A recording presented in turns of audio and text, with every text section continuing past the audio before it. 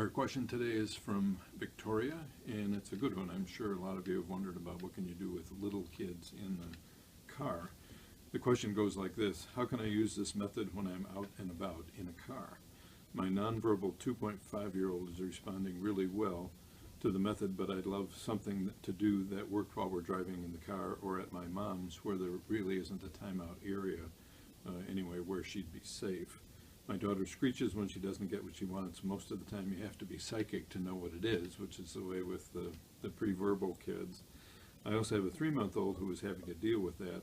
I don't want her to end up hating her big sister. Please help. Well, Victoria, the driving in the car is different, and it's important too, but it's different because it's dangerous. So it's very important. It's a good question because it's very important for you to have a plan so you know exactly what you're going to do when your daughter starts screeching. One of the things you don't want to do, you can try and figure out what they're saying, but don't spend a lot of time on that because that's distracting from driving, and that's dangerous.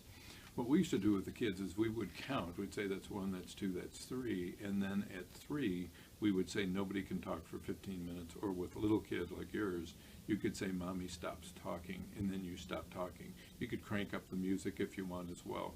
Now there's no guarantee that's going to stop her from screaming, but you've got to stop interacting with her. So if she screams, but that's about all you can do.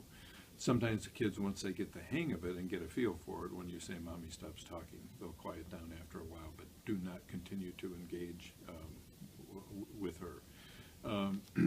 That's dangerous, and it also reinforces her tantrum. The other thing you can do with your at your mom's is it's a good idea when you're out in public to do timeout room, timeout place. You can have a symbolic place for a timeout where you can actually go with them, but no talking and no eye contact. Or you can use a pack and play. Some people use a car seat. Some people use a room in another house that is safe enough to be used for a timeout area.